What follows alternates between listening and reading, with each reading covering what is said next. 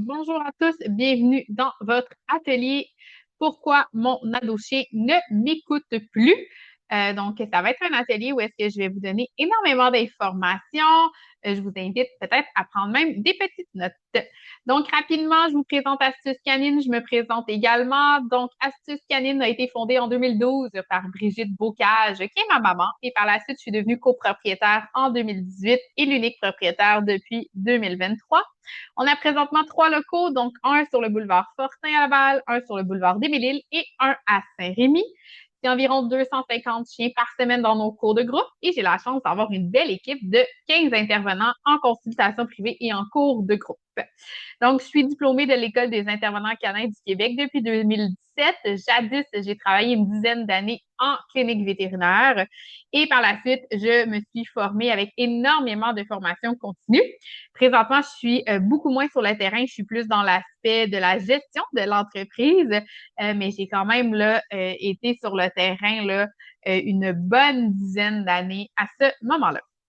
Donc, pourquoi ton ado-chien ne t'écoute plus? Donc, comprendre pour mieux agir. Donc, il y a quelques semaines ou quelques mois, tout allait bien. Puis là, ton chien semblait comprendre, coopérer, répondre à ton rappel et t'écouter. Et là, tout d'un coup, plus rien fonctionne. Il revient plus, il y a de l'écoute sélective, il y a une énergie qui est complètement débordante et ces comportements que tu croyais réglés vont réapparaître, par exemple, ta propreté. Si tu te reconnais, respire, t'as rien raté, ton chien n'est pas têtu, tu as juste besoin de repartir à zéro. Donc, bienvenue dans l'adolescence canine. Donc, l'adolescence, c'est vraiment une période normale, mais souvent déstabilisante dans le développement du chien. Le cerveau va changer, les émotions prennent plus de place, les hormones entrent en jeu et tout ce qui semblait acquis devient soudainement plus fragile. Comprendre ce qui se passe dans la tête de ton chien change complètement ta façon d'intervenir et surtout, ça te permet de traverser cette phase sans briser la relation ni perdre confiance. Donc, on va commencer par remettre les choses très importantes à sa place. Ton chien n'est pas têtu. S'il l'était, il n'aurait jamais été capable d'apprendre tout ce qu'il a déjà appris. Et tu n'as pas tout gâché non plus. Donc, ton travail n'est pas perdu, il est juste en transformation. Ton chien traverse une phase de développement tout à fait normale et c'est une phase où son cerveau, ses émotions et sa façon de percevoir le monde sont en pleine réorganisation. Ce qui change vraiment, c'est pas ton chien, c'est sa capacité à se contrôler, sa tolérance à la frustration, puis son niveau de distraction. Donc, il sait quoi faire, mais pour l'instant, il arrive toujours pas à le faire. Et c'est exactement ça, l'adolescence canine. C'est une période où le cerveau émotionnel prend beaucoup de place, les impulsions passent avant la réflexion et l'environnement devient beaucoup plus important que l'humain. C'est pas un manque de respect, c'est pas de la provocation, c'est pas une remise en question de ton lien non plus. Le message essentiel à retenir, c'est que ton chien n'est pas en train de régresser, il est en train de grandir. Donc, et comme chez les ados humains, c'est pas toujours élégant, c'est pas toujours dans le calme, mais c'est temporaire et normal. Donc, bienvenue dans l'adolescence canine. C'est quoi l'adolescence canine? Ben, l'adolescence canine, c'est pas un problème de comportement, c'est vraiment une étape normale du développement de ton chien. C'est une période clé dans la vie de chaque chien, comme chaque humain. Donc, on parle généralement d'une période qui se situe entre 5 mois et peut aller jusqu'à 18 mois et même parfois 2 ans chez les grandes races. La durée va varier vraiment selon sa race, sa taille, l'individu et son environnement. Donc, un petit chien ne vivra pas cette phase de la même façon qu'un grand chien. C'est une phase de transition. Donc, l'adolescence, c'est vraiment un moment où beaucoup de choses vont changer en même temps. Neurologiquement, le cerveau va se réorganiser, surtout les zones qui sont liées au contrôle des impulsions et à la prise de décision. Hormonal, donc les hormones entrent en jeu et amplifient les réactions, les émotions et l'intérêt pour l'environnement.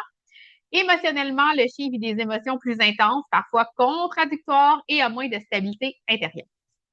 Résultat, ton chien peut sembler moins concentré, plus réactif, plus excité, plus sensible à son environnement aussi également.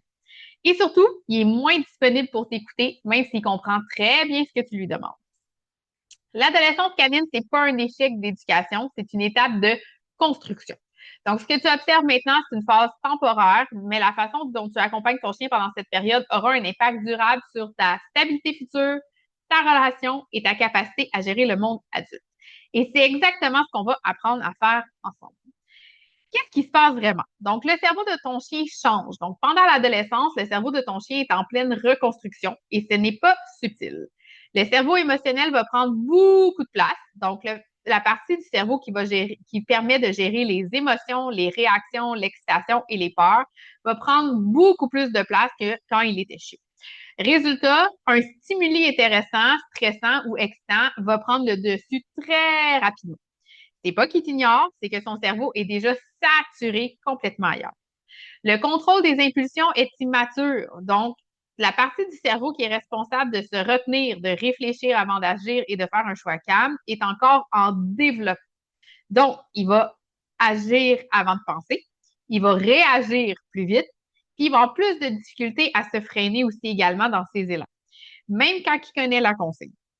La prise de décision va devenir beaucoup plus difficile. Donc, chez le chien ado, il y a trop d'informations qui arrivent en même temps. L'environnement va prendre le dessus et choisir de t'écouter va demander un effort énorme.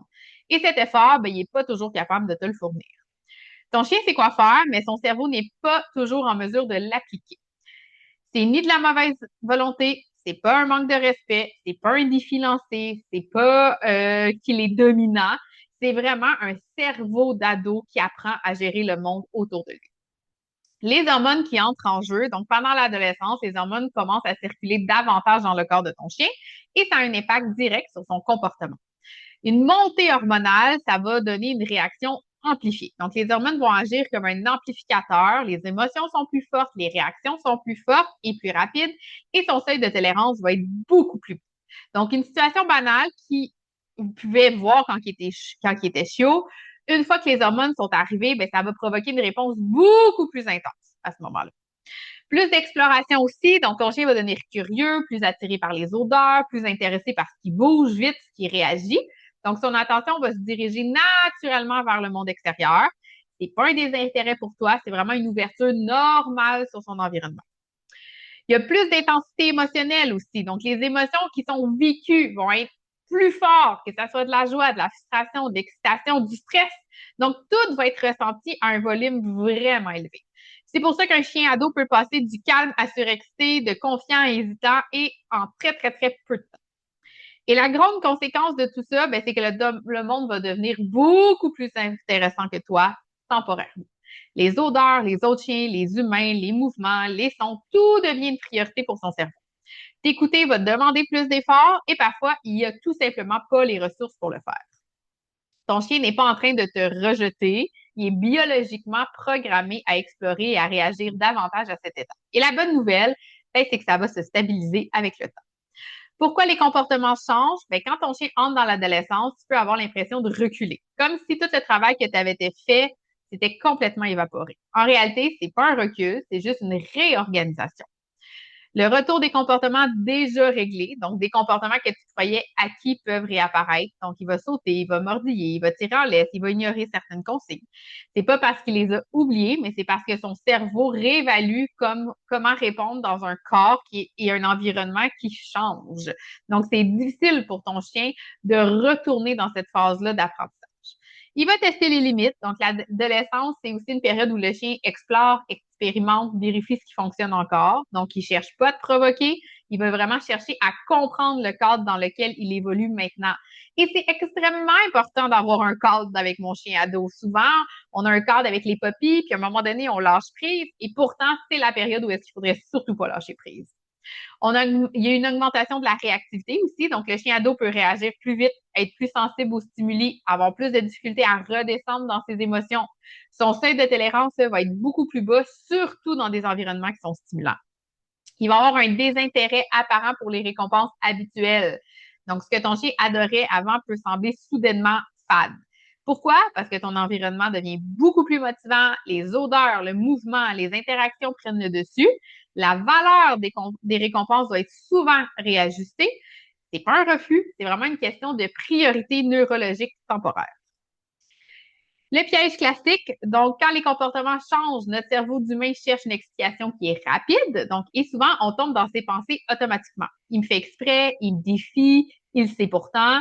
Et le problème, ce n'est pas la pensée en soi, mais c'est que le problème, c'est qu'elle va provoquer ensuite des interventions qui seront peut-être pas les meilleures. Donc, ces pensées-là vont souvent amener à de la frustration parce qu'on se sent découragé, fâché, impuissant, puis ça se ressent dans notre énergie. On va mettre beaucoup de pression chez notre chien, donc on va en demander plus trop longtemps dans un contexte beaucoup trop difficile en pensant qu'il devrait être capable. Il va y avoir énormément d'incohérences dans nos interventions. Donc, un jour, on va insister, l'autre jour, on va lâcher prise, on va répéter, parfois on s'énerve. Donc, le cadre devient très flou pour le chien. Et la façon dont on interprète le comportement va beaucoup influencer la façon dont il va agir. Donc, si tu changes ta lecture par rapport à ton chien, ben, ça va changer ton impact aussi également. C'est quoi les erreurs fréquentes à éviter? Ben, ces erreurs-là vont être ultra fréquentes et surtout ultra humaines. Donc, tu ne vas pas te culpabiliser. Mais l'objectif ici, c'est de ne pas te pointer du doigt, mais de prendre conscience. Donc, augmenter la sévérité. Donc, souvent dans l'adolescence, les gens vont devenir très sévères avec leur chien parce qu'ils n'ont pas de patience, puis ils sont tannés, puis ils sont frustrés. Donc, on va parler plus fort, on va répéter avec fermeté, on va serrer le cadre très, très, très vite. Puis un chien ado sous pression, ben, ça perd encore plus la capacité d'autocontrôle. On va répéter les commandes sans conséquence. Donc, on va dire assez 5, 6, 10, 15 fois sans résultat. Donc, ce qu'on fait à ce moment-là, c'est qu'on affaiblit la valeur du mot. On apprend au chien qui peut nous ignorer. On va augmenter la frustration des deux côtés. Donc, à ce moment-là, il vaut mieux moins parler, mieux agir. On va s'entêter dans des contextes trop difficiles. Donc, on va demander parfois la même chose qu'avant, dans plus de distractions, plus longtemps. Le cerveau de ton ado-chien, il est pas prêt pour ça. Donc, on va devoir baisser la difficulté. C'est pour régresser, là. C'est vraiment de s'adapter intelligemment à où est-ce que mon chien est rendu dans son évolution. On va comparer avec avant ou avec d'autres chiens. Donc, avant, il faisait. Le chien de ma voisine, il écoute mieux, lui. Chaque chien a son rythme, sa sensibilité, sa façon de vivre cette phase-là. Donc, comparer va juste augmenter ta frustration, puis ça l'aidera pas ton chien. Souvent, ces erreurs-là vont venir d'un manque, pas d'un manque d'amour ou de volonté, mais elles vont souvent venir d'une mauvaise lecture du développement. Donc, je comprends pas pourquoi mon chien agit comme ça. Mais la bonne nouvelle, c'est qu'elles sont faciles à ajuster quand on comprend la réalité d'un chien ado. Ce que ton chien a vraiment besoin, là, ce que ton ado-chien, là, si tu fais ça, là, ça va mieux aller. Donc, il a besoin de meilleurs repères, de la prévisibilité. Donc, note ça quelque part, ton chien a besoin de la prévisibilité. Donc, un chien ado va se sentir en sécurité quand les règles sont claires, quand les routines sont stables, quand les réactions humaines sont cohérentes. La prévisibilité va diminuer le stress qui va énormément améliorer l'écoute de ton chien. Ton chien a besoin de clarté. Moins de mots, plus de clarté. Une consigne à la fois, des attentes qui sont réalistes, des conséquences qui sont cohérentes et un chien qui comprend mieux, coopère mieux. Un encadrement. Encadrer, c'est pas contrôler, c'est guider, prévenir les erreurs, placer le chien dans des situations où il peut réussir. On va aider le chien à faire des bons choix au lieu d'attendre qu'il fasse seul. On va ajuster nos attentes. Donc, ce que ton chien pouvait faire avant, ben, il est peut-être pas capable de le faire de la même façon partout, tout le temps, en ce moment. Donc, on va ajuster nos attentes. C'est pas abandonner, c'est s'adapter. Et c'est de respecter l'étape du développement de ton chien. On baisse la difficulté, pas nos standards, mais les règles restent les mêmes, mais le chemin pour y arriver est ajusté. Comment mieux agir? Bon, on revient aux bases intelligemment. Donc, quand tout semble flou, on revient à ce qui fonctionne. Moins de distractions. On va travailler dans des environnements plus simples, réduire la stimulation inutile, choisir des contextes où le chien peut se concentrer. L'écoute revient plus vite quand le cerveau est disponible. On va mettre notre chien en réussite. Donc, on va lui faire des demandes simples, des succès rapides, moins d'échecs accumulés. La réussite nourrit la motivation. On va renforcer comme il faut. Donc, on va récompenser au bon moment. On va ajuster la valeur des récompenses. On va reconnaître les bons choix, même les petits, puis on va renforcer ce qu'on veut revoir. Et on sécurise les acquis avant de complexifier. Travailler avec le cerveau d'un ado-chien. Donc, le cerveau ado se fatigue beaucoup plus vite. Donc, il va avoir besoin d'un rythme différent. Les séances doivent être courtes, quelques minutes à la fois, mieux réparties dans ta journée, courtes et efficaces. Plus de pauses, donc des pauses actives, des pauses de détente, des temps de récupération. Le cerveau va assimiler mieux quand il peut souffler. Alternance activité calme. Donc, on va dépenser notre énergie, on va redescendre, on va apprendre à se poser. Donc, l'autocontrôle va se construire après l'activité, pas avant. Tu peux pas demander à ton chien de se gérer s'il a fait 8 heures de cage qui est en train d'exploser.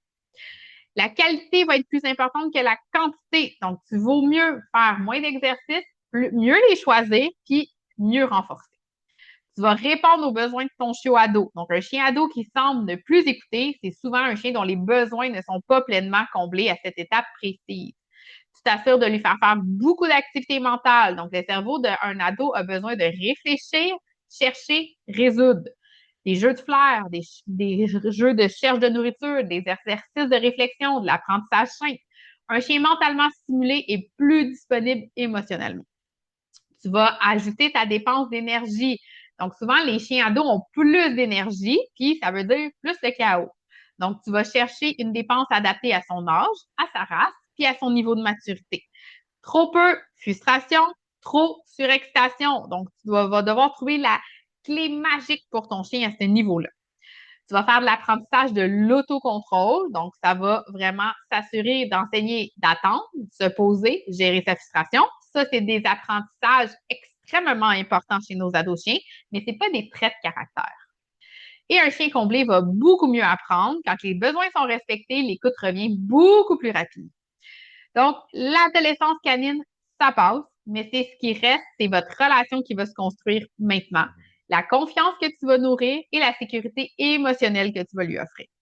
Pourquoi c'est important? Parce que la façon dont tu accompagnes ton chien aujourd'hui va influencer sa stabilité future, solidifier son lien, votre lien ensemble, excuse-moi, et construire le chien adulte de demain.